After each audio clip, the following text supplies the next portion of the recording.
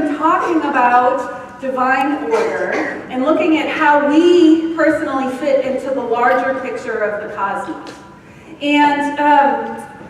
And we've been using the science of mind, the philosophy that we study and teach and live, the statement of belief. So each week we've been going through a couple of the statements of our what we believe statement, a lot of statements, okay, and looking at how that operates in our world, where we find our place.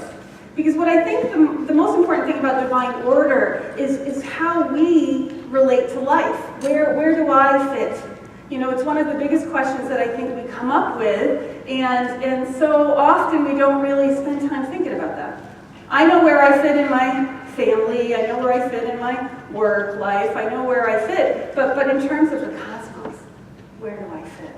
And so when we were thinking about divine order way back, I have no idea where this title came from, The Gift of Chaos. I don't remember how I got it down there, but as I was preparing for the month, I saw it at the end, and I was like, oh mama, here we go.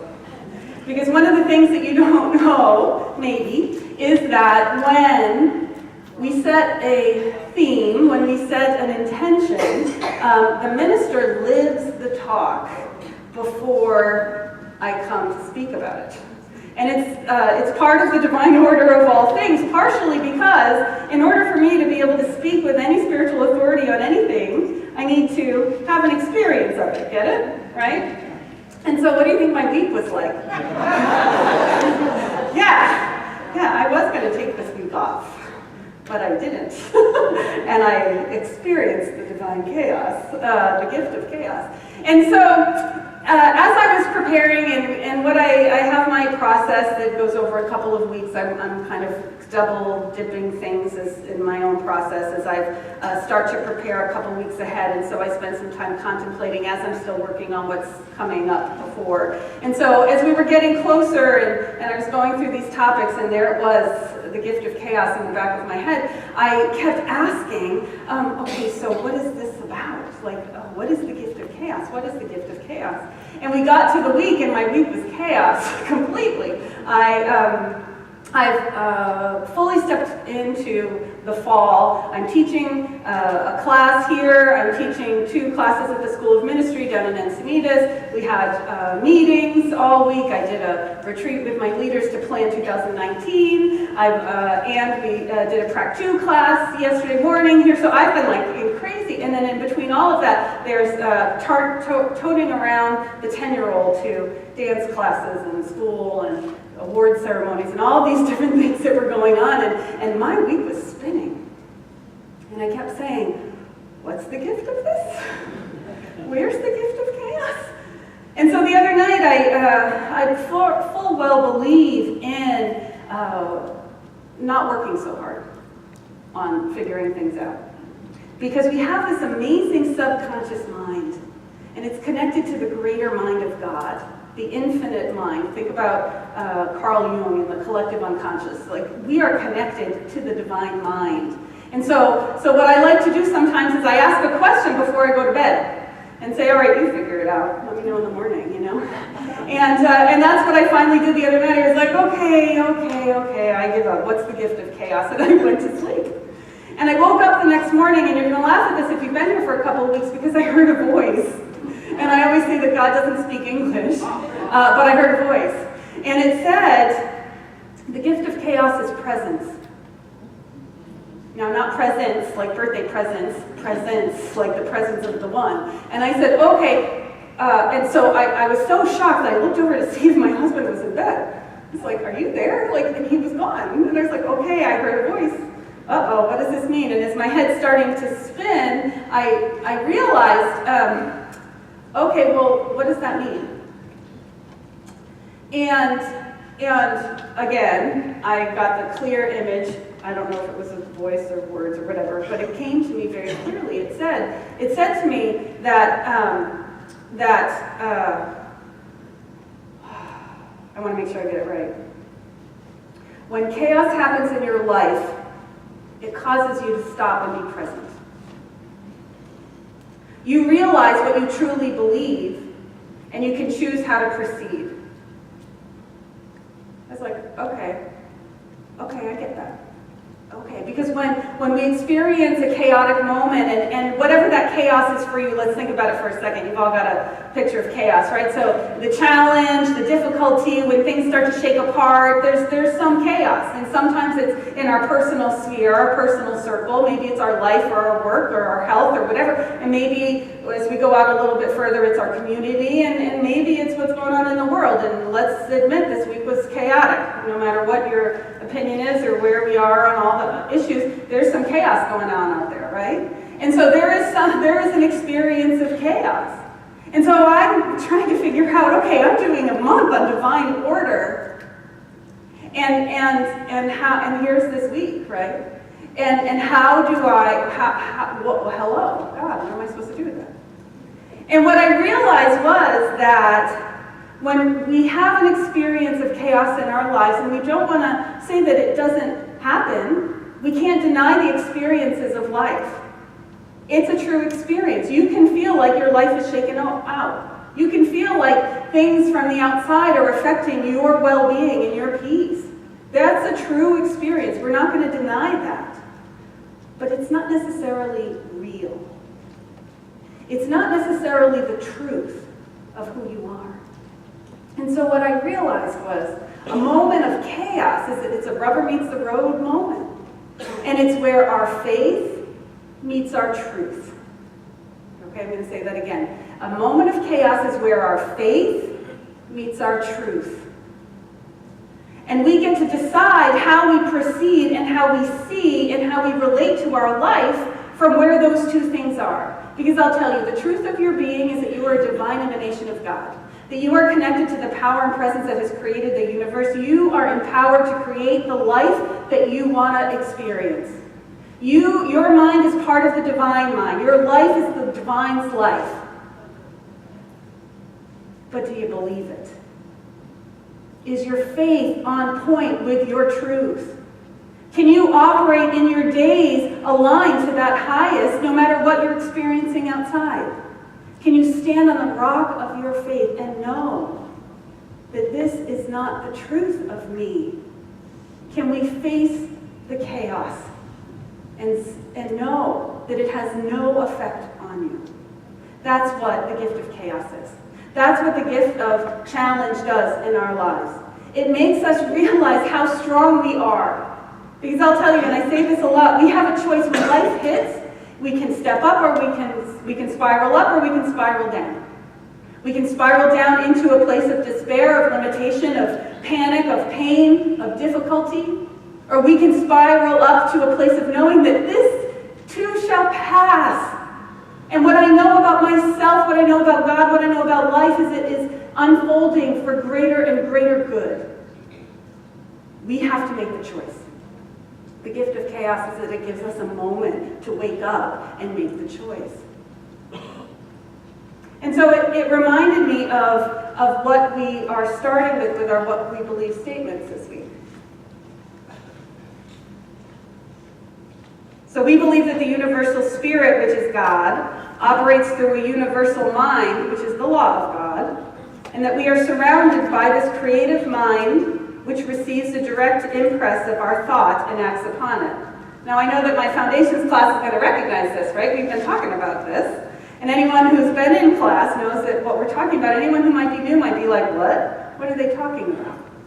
So, for everyone, so this is a basic outline of what we believe, where we operate, and where we fit in life. So we believe that there's a universal spirit. We call it God. You can call it love. You can call it peace. You can call it the universe. You can call it whatever is going to resonate with your soul. But it's that infinite presence that has created all things and from which all things have come. And it operates through mind. And so what that means is that it's through perception and belief. We are connected to God through our perceptions and our beliefs. Think about that for a minute.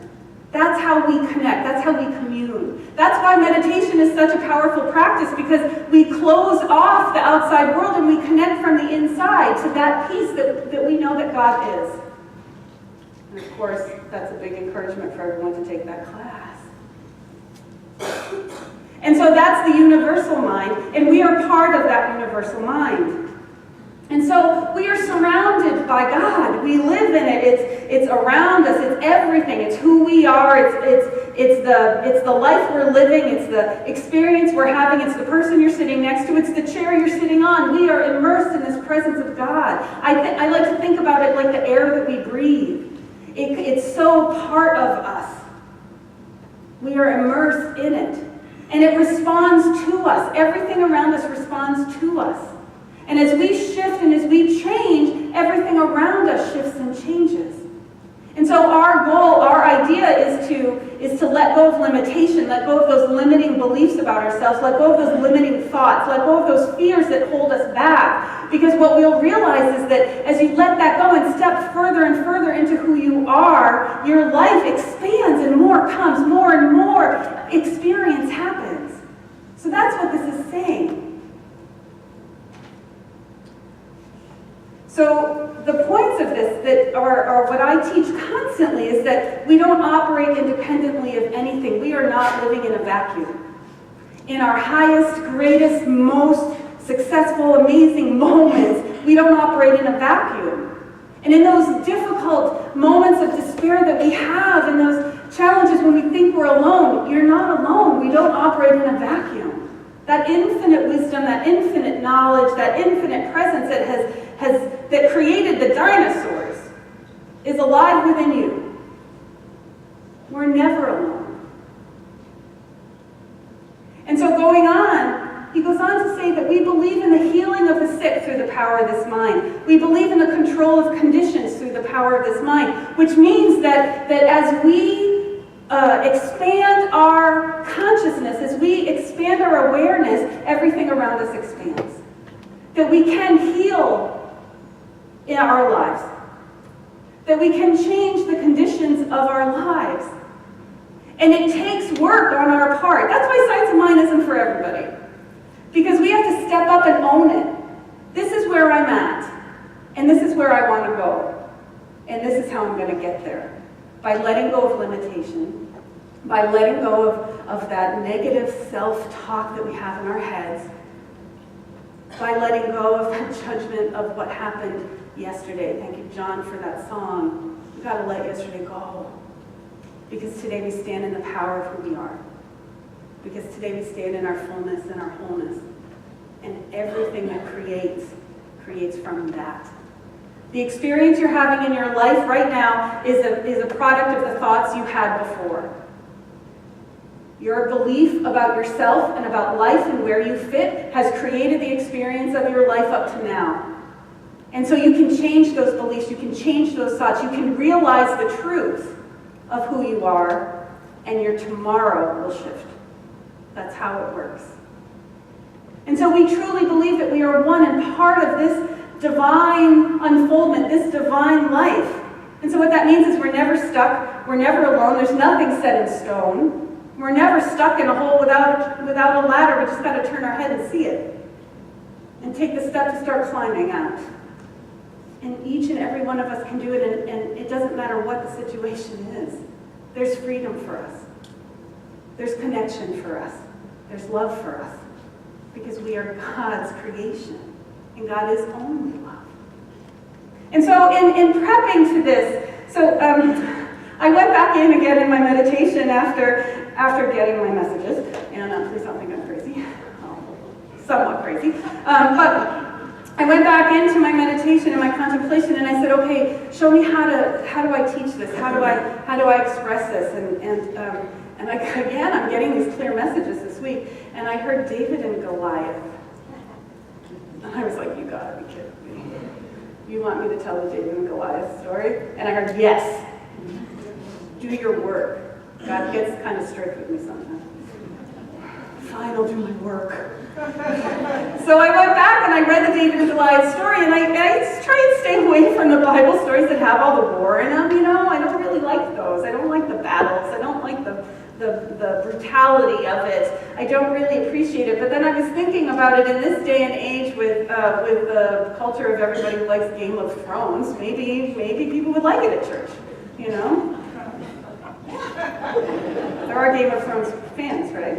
Okay, good. You're waving at me. Okay, good. All right. So I figured, well, maybe, and I was thinking Lord of the Rings too. But, maybe we'll see.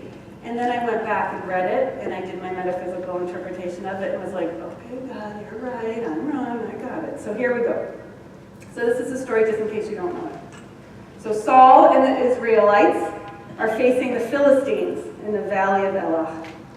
Twice, so they're on opposite hills, right? The Philistines are on one hill, and the Israelites are on the other.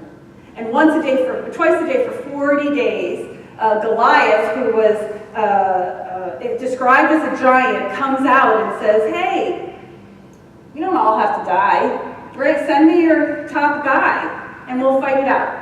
And whoever wins, the others will be our slaves. So if we lose, we'll be your slaves. Well, he'll be dead, but we'll be your slaves.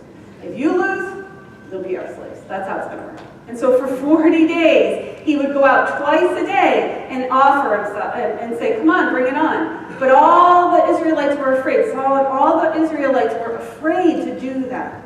And then one day, David, a young boy, comes to the battlefield because he was sent to bring food for his older brothers who were fighting in the army. And he hears about what's going on, and he hears that there's a great reward for anyone who's willing to go out and do it. If you can do it, you're going to get a lot of good stuff. You're going to get a lifetime with not paying taxes. That might be a good thing. You're going to get the daughter of the king for your wife. Okay. I think she was pretty. Okay, good. Sounds like a good deal. And all this other stuff, and he's like, looking around and no one's doing it. And he says, all right, I'll go. And they were like, are you kidding me? Did you see that guy? And he's like, no, I'll do it. I'll go. And so they're like, reluctantly, they say, okay, here you go. And they try to dress him in their armor. Saul gives him his own armor. He puts all the armor on him, And David is like, yeah, this doesn't work for me. So he takes it off. And all he has is his staff, his sling, and he goes and he gets 5 stones from the river. And he walks out to meet Goliath. And here's Goliath, this ginormous beast. And he walks straight up to him. And he takes his slingshot and he gets him right in the middle of the eyes. And he falls over dead. And then there's the Game of Thrones moment, he cuts his head off. I don't like that part. He brings it back. And there's all this part of that, And so that's a story that most of us know, right? That the young, small, weak one defeats the big warrior. And we think that that's and that's a story that has been secularized. It's in lots of movies. It's referred to in any kind of going up against the big, the independent going up against the big corporate whatever. It's over and over again. It's part of our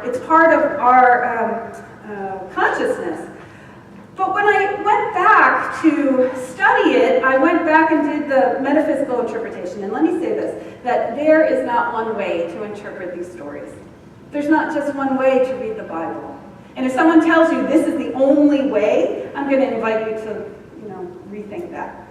Because these stories have been written thousands and thousands of years by, and I have to say, they have been written by men. They could be divinely ordained, but they're written by men with a reason. There's a reason behind everything that was written in the Bible. So everybody had an agenda, an idea. There was a reason for the story. So when we look at it metaphysically, when we take these stories and we look at them metaphysically, what we're doing is that it becomes a personal story for each of us. These stories, the characters become attitudes and ideas in our own consciousness, in our own life. The unfolding drama depicts conflicts that are representative of stuff that we deal with each and every day, in large scale and small scale. And so they're stories to guide us in the fullest expression of our unfolding consciousness as we head towards what we call Christ consciousness, that consciousness that of oneness, of truth, of being completely immersed in the presence of who we are. As the master teacher Jesus had, they called him Jesus the Christ, not because it was his last name, but because it was the consciousness in which he lived and moved and had his being. He knew so completely he was one with the divine life. He could walk on water. He could change water into wine. He could do all of these things. And it wasn't because he was magical like Harry Potter. He was conscious that he was one with God. Yeah, I even got Harry Potter in there too. Okay, so story tells us that the adults see Goliath as a huge, insurmountable obstacle against which they have no defense. There's no way they could beat that guy. But young David, he sees with the simple clarity of childlike faith that Goliath is not God, and he's not even of God. So no matter how big or scary he might be, he's only an illusion. And the question is clear. He says, who is this Philistine that he should defy the armies of the living God? So metaphysically, the importance of what happens is not that a brave little kid goes up against a mammoth guy and wins. The important thing is that David doesn't see a scary big dude. David doesn't even see it. He sees an illusion that's not God, and so it's not really in truth, and so he's not afraid. He doesn't operate through his fear. He operates through his faith. We see this in the fact that while the adults trying to cover him in that armor, they're trying to protect him and provide weapons for him, and he shrugs it off. All he needs is the stone. The stone is representative of the word of truth. And all he needs to do is fling that truth forward, right? That's what it means when he slingshots him. He's sending his truth out. He's sending out the true word of the one. And so it's true for all of us that we come up against these challenges in the course of any given day. And so no matter what it is that seems to be standing in our way, the clear perception of David, the voice of the Christ child within us, will always prevail. And he said this, you come to me with a sword and with a spear and with a javelin, but I come to you in the name of the Lord of hosts, the God of the armies of Israel. This day the Lord will deliver you into my hand. Because David, like later on the master teacher Jesus, is so immersed in knowing the divine life is his life that there's nothing that can come up against him. And so how often does that happen to us? How often does that happen that there seems like there's something insurmountable happening in our life? And we come up against it, and then later on we look back and say, well, that wasn't anything.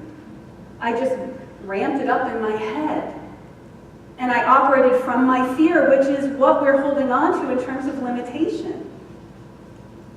I was thinking about that, and I was sad a little bit that I didn't have a story about it personally until this morning when I walked in.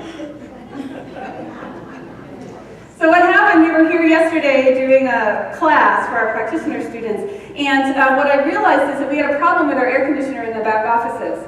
Like I kept pressing it when there was an error message, and our administrator's been on vacation. I've been a little bit, that was another thing that helped the chaos of my week, is our administrator was gone, and so I've been a little bit out on my own.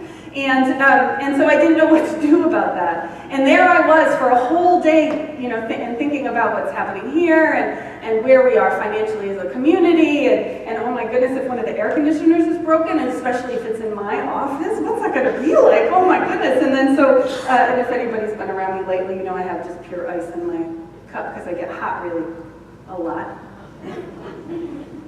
Ladies will know what I'm talking about. And my husband. And so I had this big huge fear that we were going to have thousands of dollars for our air conditioning unit that's supposed to take care of the offices, and what are we going to do about that? And oh my goodness, we're not going to be able to handle it. And I said, wait a minute, can you just pray about this? And I was literally sitting in the sanctuary praying when our beloved coordinator, Susie, came around the corner and said, yeah, I fixed it. I just had to press a button. I was like, wait, what? Goliath. That's my Goliath for the weekend. And it may be a silly example, but my experience of it was no different. The fear was real. And if I'm going to stand on the truth of knowing that all is unfolding for the highest and holiest, I am not worried about a huge air conditioning bill. I'm knowing that everything's coming forward for the freedom and for the expression of this spiritual community. And it just showed up. And so where in your life are you holding this belief that something's bigger than you? Where are you holding on to the chaos and not allowing the truth to come through? And it doesn't come through from the outside. We can't look at the chaos to calm down. We have to find the truth from the inside and allow the peace to come forward in our experience because we claim it and we hold it and we allow it to be. Can your faith meet your truth? That's the question for the week. Can your faith meet the truth of who you are? And you can find the truth of who you are in that place of peace. Come on Wednesday night and chant yourself into your center and feel the truth of God alive within you. And then can your faith, can your belief in yourself meet that? That's where we're going. That's the divine order. Because as we go on with our statement of belief, we believe in the eternal goodness, the eternal loving kindness, and the eternal givingness of life to all. That's what we believe that life is about. And if each and every one of us is part of that divine presence, that means that we believe in the goodness in our life, that we believe in the loving kindness and the givingness of life to us and to all. And finally, Ernest Holmes says this. He says that we believe in our own soul, our own spirit, and our own destiny, for we understand the life of all is the life of God. That's one of the most beautiful statements to my heart. That we believe that our own soul, our spirit, and our destiny is the divine unfoldment of God. And so it's your life, it's my life, the life of all is God. And that is divine order in action. And so it is.